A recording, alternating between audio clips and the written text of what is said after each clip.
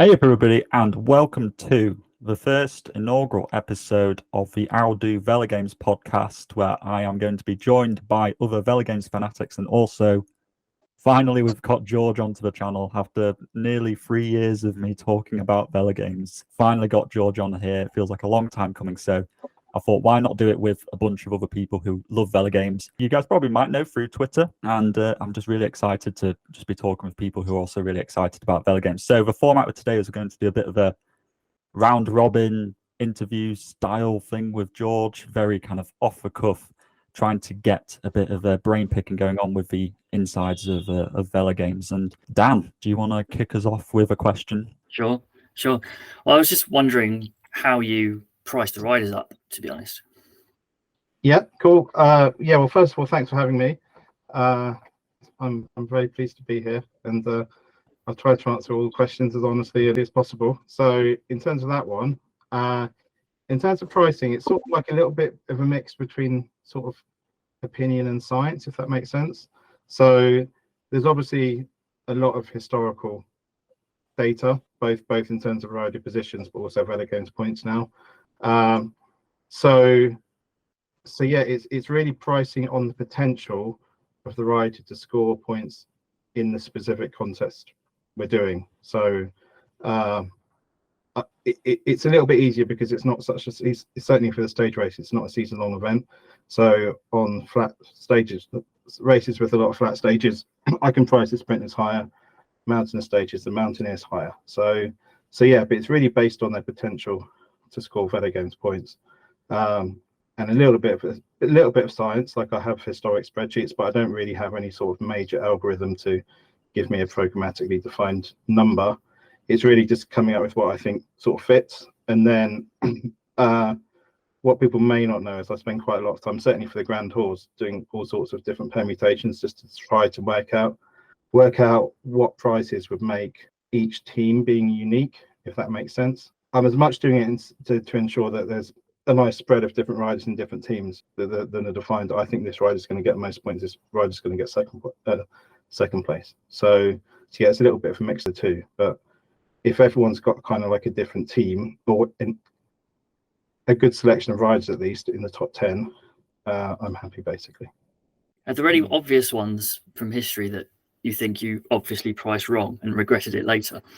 Some of the 4-pointers, which Paddy points out, it's definitely sort of like, I really like watching your previews just for that more than anything else. Obviously, the rest of it's great as well.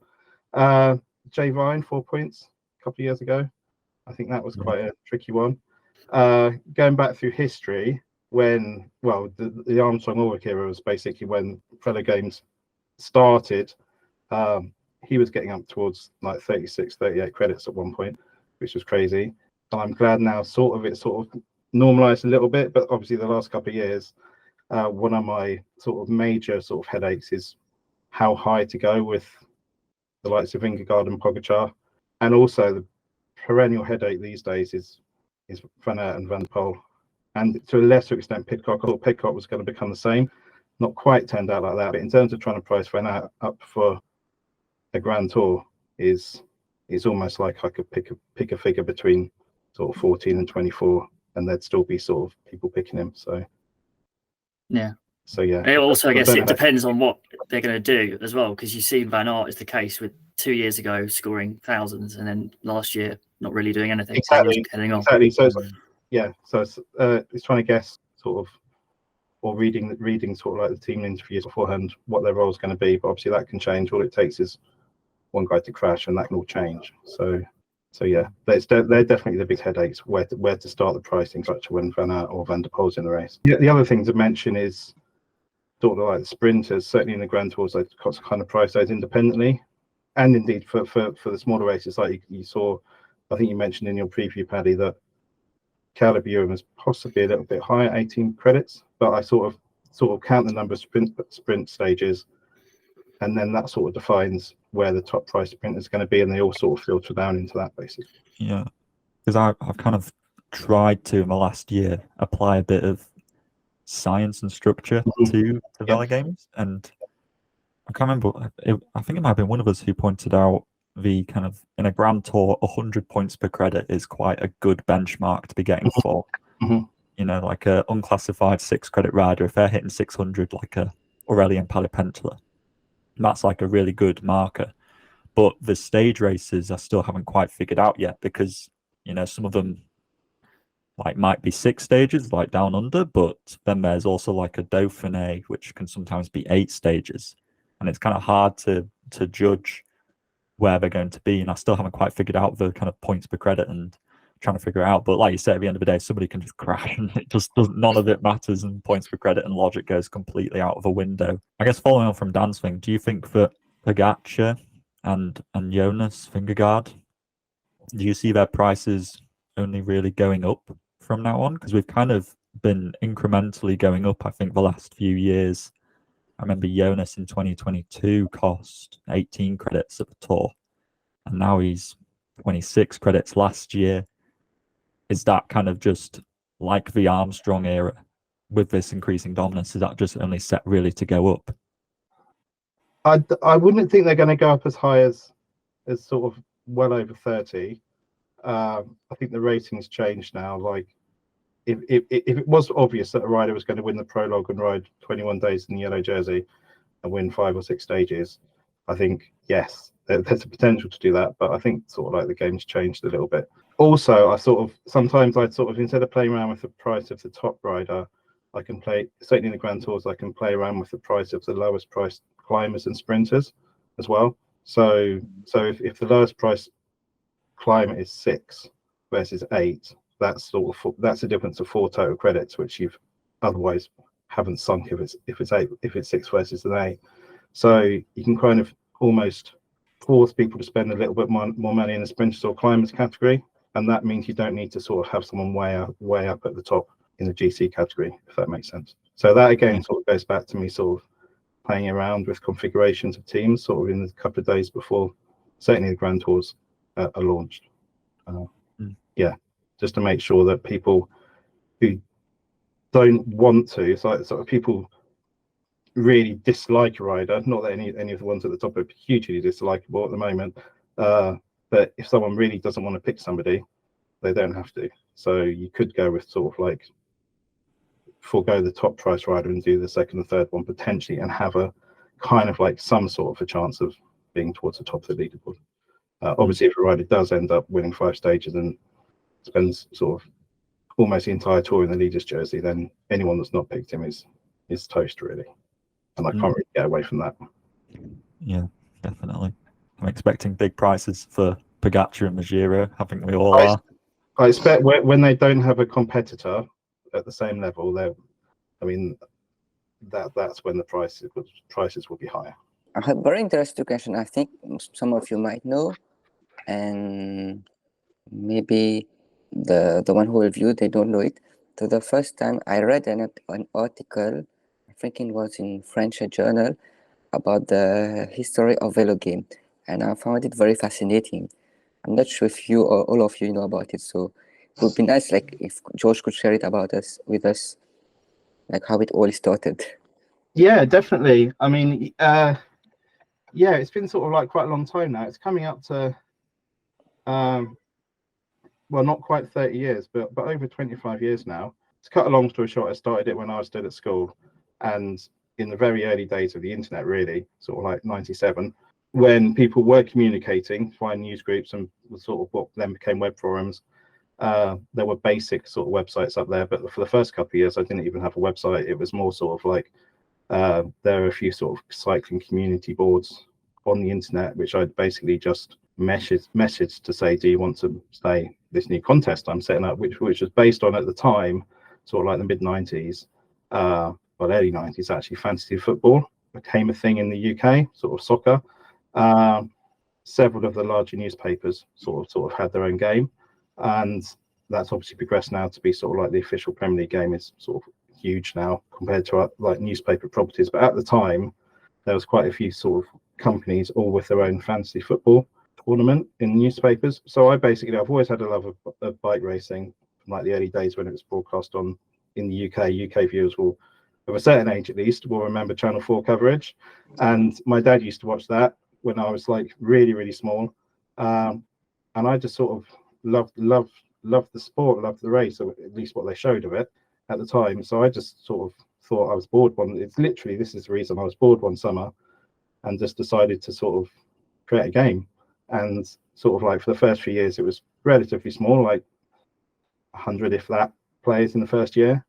And over the next sort of like 10 or so years, I gradually sort of learned how to build a website, went online with team selection, and kind of grew it from there. And in terms of initially, I think probably half the players were Dutch. They were very early adopters of the internet, and obviously incredibly good English language speakers, and really into cycling, more so than anyone in the UK or America was at the time. But gradually, looking at sort of like the prominence of English speaking riders coming through, initially Armstrong, and then sort of like the British cycling revolution as well, that sort of introduced sort of like wider audiences to understand what the sport's about. And those audiences, they were also very sort of key fantasy sports audiences, like fantasy baseball in the States or the NFL, fantasy football in the UK. And so that crossover of more people liking the sport, more people being online, and more people just knowing what general fantasy sports was all about, sort of saw the growth, I think. So yeah, it's always sort of been a hobby. It's never been like a permanent job for me. And it's sort of just grown over the last 20-25 years to what it is now. Which season were you peak? Like you had the most, or which competition specifically? The Grand Tours are more have the highest user base than the other races. It really sort of like it follows the popularity of different events, really. But as I've been introducing new events such as the women's cycling season a few years ago, going to the smaller classics, and now, so like for the last couple of years, these early season races, there is sort of like a core, you guys, and a lot of other people who pretty much play everything. So yeah, it's good to sort of like expand outwards through the season, rather than just rely on one or two sort of big events during the year. There definitely seems like a solid 3,000-ish people who just die hard. Exactly, yeah. Do every single stage race going. Yeah. And one close question related to is, so nowadays, from which country do you have most players from? So it's still predominantly, I would say, the UK and the US, but that's only about half of them. After that, it's spread all the way around the world. I think, Portugal actually is consistently.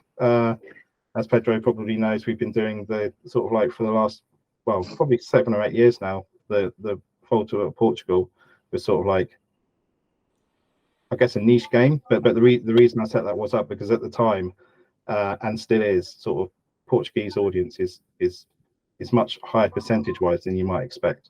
But yeah, it's UK, US, then Western Europe, and then increasingly, Mauritius, obviously, and South America as well. That's seeing a bit of a bump at the moment, which is good. It's very nice to have you here, George. And one of my questions was gonna be, why did you host the Volta a Portugal? Now it's answered. Mm-hmm. I wasn't expecting to be one of the countries with the highest percentage, honestly. To be honest, the first Velo games I played was Volta a Portugal, of course. Yeah. That's what got me into this. And so I have one other question, which is, success can be measured in very different ways. And I believe Velo Games it's a very successful game, but we usually tend to measure success based in numbers. And you just said in the first year you had around 100 players, Mm-hmm. and now on the big three you're having 20,000, 25, 26,000. What would be your goal, like in the next 5 years? Are you hoping to have it grow a lot, just steady growth? What are you thinking for the next 5 years? So just to go back to your first question about the Volta of Portugal, at the time I was running a game based on the Tour of California, which was the biggest race in the States, the Tour of Britain, which was the biggest race in the UK, and really sort of like the next obvious sort of race which wasn't covered, which didn't cover one of the user bases, was Portugal. And obviously, so I see the Fantasy Tour of Britain game and the Fantasy Tour of Portugal game sort of a very similar philosophy. It's sort of like given the audiences which are on my site their home race effectively. I forgot about the Tour Down Under, actually. That was another one which was going at the same time, obviously still is. So that's sort of the reason why I introduced Portugal before sort of like some of the smaller European other European tours. And in terms of success, I mean, my main success metrics is really users throughout the season now. It's not necessarily the big peaks. There is more competition, I guess, now in terms of some official games. So I'm not really putting myself against those. It's more introducing more interesting contests year round, if that makes sense. So the warm-up championship is one thing, the women's championship is another thing, and then the sixes contest, sort of like the year-round classics contest. Basically trying to extend sort of like number of players, repeat players throughout the year, rather than sort of like the big peaks at certain times of the year. In terms of numbers, I don't really have a specific number in mind. It's just if we're growing each year, and there's no major mess ups on my behalf, which occasionally there has been, or technology wise as well. I see it as a successful year. Sort of covered my question that I thought of is, where do you want to go in the future? And you've mentioned some of the races that you've expanded to. Yep. Have you thought about cyclocross? I have. I mean, yep. So in terms of cyclocross, there was like for a couple of years there was a cyclocross game. Yeah. Going back to sort of like I think 2012, something like that. At the time, it sounds strange because obviously cyclocross is far more popular now. But at the time, it was very easy to run a cyclocross game because there was a big season in the States and a big season in Europe. Yeah. And in terms of to stop teams becoming sort of identical to each other quite quickly, you sort of need that spread of different races where you've got different start lists. So being able to sort of like if a week had two American races versus one European race, obviously then users would make their transfers to get more Americans in, and vice versa. So now cyclocross is more tricky, I think, to stop teams becoming exactly the same as each other. And plus, to answer your direct question, yes, potentially in the future there will be cyclocross game. I think right now, those 3 months is quite a nice break for me and my family. I've got a 4-year-old and a 6-year-old now, so year round is quite a big undertaking. But yeah, I'm certainly not closing the door on cyclocross, or indeed other sports or even other contests. I mean, there are some sort of random contests I've thought of. I think sort of like naming rights for like the Eurovision Song Contest, for example, would be tricky, but something like that is perfect to have sort of like a one-off contest. I'm not planning to do that, but the sort of thing which if this was a year-round sort of full-time job, certainly could go into other stuff. But right now, it's as a one-man band. My focus is really on sort of making the site first of all have more games, and then making the site a little bit more modern, because I think it's been a few years now since I did a ton of work on the site. So my main focus over the next year or so is going to be sort of updating the platform to show more stats, show more historic stats, both for riders and also for directors to see sort of history of leagues and stuff like that. It's quite a big job, but that's definitely sort of what I would be spending most of my time on in the next year. Excellent. Look forward to seeing it. Yeah. I remember Andy, the Pelotonian, who I'm sure a lot of us are familiar with his work. A lot of people watching will be familiar. He did a live stream last year, and he has a whole spreadsheet going back God knows when. And he rounded out the stream saying, does anybody have any rider queries? And I was like, what about Gaviria from 2017 Giro, where he won 5 stages? And he had this whole thing. It is really cool to have those historical things, just to go and look back on like kind of the goats of cycling and see what they've done. Yeah, it's really cool. So that to be honest, I think Andy's probably got more easily accessible stats than I have. Mine are sort of spread over various different databases, but yes, that's the sort of thing I'd like to do. Sort of like historical stats back to sort of like 1997 is going to be quite tricky because I changed the pricing and the sort of scoring system a few times in between. But yeah, in an ideal world, sort of utopia, I'd have every single Velogames point scored by every single rider all the way back to the dot, basically. Yeah, I think that would be a fantastic thing for, like, especially supporting members to have like the additional competitions that you put in, the medal race and the Gregario game really provides. You know, I definitely tailor my team sometimes because I think, gosh, I really need this person to get me a win. Like, I put on Josh Tarling last year for the Renew UI Tour just for the sole purpose of getting that one win. Yeah, and yeah, that supporting member stuff, the extra stuff, is really was a really good addition, I think, in the last couple of years. I guess my question is more from a creator perspective. I mean, I started this in 2021, so, and before then, nobody made Velogames content really. There were some sporadic videos on YouTube. Were you surprised that people weren't making content around Velogames? Because I was quite surprised. I think surprise is probably the wrong word. I'm very pleased that you and others are both sort of on YouTube and also sort of blogs and stuff. I think surprise is probably the wrong word, but all I'm saying is I'm happy that people are now. Yeah, I think the growth of sort of again going back to sort of other fantasy sports. I think that now that there are hugely popular sort of independent sort of sites dedicated to fantasy NFL or fantasy Premier League, there's like a model to follow now, which it might be a nice coincidence, but Paddy, I think that you're doing very similar to what other sort of fantasy sports bloggers are doing. So yeah, there's definitely a model to follow, which people kind of know that works now.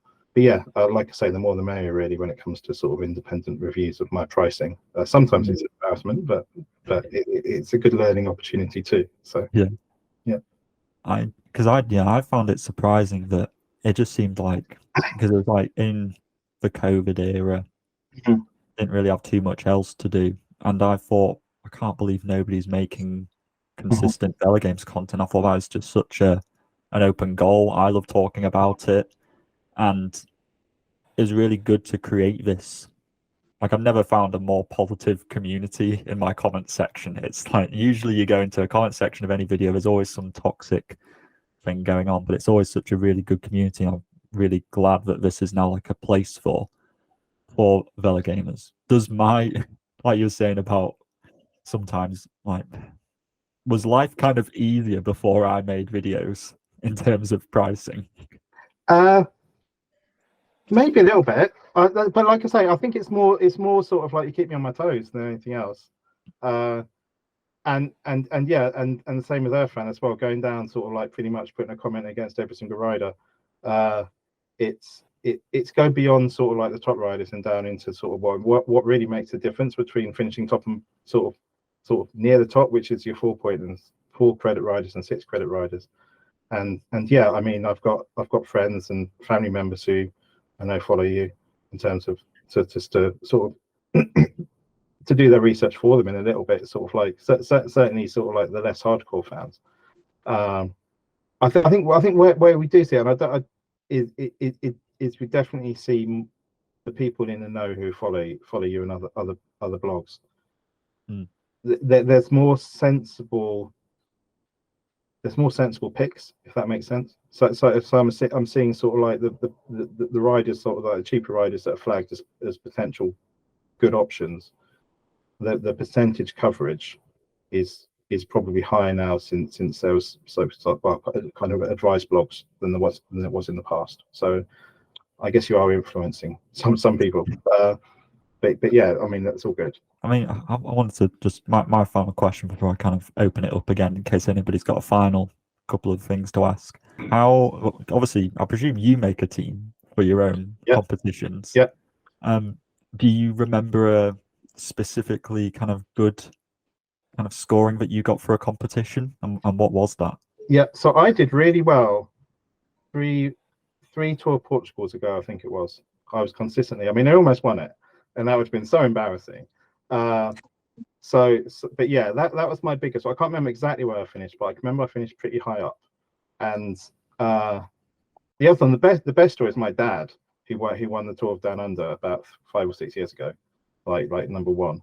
And I mean, going back to where I started it, or one of the reasons was he lent me sort of like the web space to do it in. So it's fair play. He actually won a game after sort of 20 years. In terms of my teams themselves, they don't really do that well. I mean, I use the excuse that I'm doing the prices, so my biases are already set in the prices. And to be honest, if I finish dead middle, it's probably more successful outcome than me being at the top. But that's a bit of an excuse, really. I guess what I enjoy the most, the game I enjoy playing the most is the season long stuff. So the Spring Classics transfer game and the season long sixes game, because I set those prices at the start of the year. So much changes in between that it is very much based on sort of knowledge and predictions of each race going forward, rather than sort of like the one-off sort of stage race picks. When I'm doing the prices specifically for that race, I think it's almost sort of impossible for me to finish near the top, because my bias in terms of pricing the riders gets exposed much more easily that way. That's what I'm saying anyway. Yeah. Have you ever been tempted to introduce like a mid-season price change, or is that too much to kind of? Is it just a technical nightmare? It is a bit of a technical nightmare. It could be done, but it's just one other thing that could go wrong, and I don't really think it's needed. You have to work out the mechanism of how you change the prices. Is it just me sort of deciding, or is it based on transfers in, transfers out? In which case that's quite tricky, because with, unlike football or American football or baseball, every player doesn't play consistent, or every rider doesn't ride consistently every race. So the transfers in and transfers out are very much based on sort of like who's riding the next race in the classics. And so there's not an obvious algorithm to work that into price changes. So it'll have to be done on some sort of performance metrics. And then the other complication is, what do you do with teams that go up in like your guys' teams that go up in price versus teams that go down in price? Do they bank that money? Do they bank like half the price rise like they do in Fantasy Premier League, or well, how do you do it basically? And it's just, there's a lot more moving parts technically, but also to find a way that's fair, that doesn't just keep on rewarding success. I mean, that the best sort of teams just keep on getting better is tricky to work out, and I've never really properly tried to cover all of that at the moment. It's basically just set the price at the start. In terms of setting the classics price, it's very much based on the potential to do well in a monument, if that makes sense.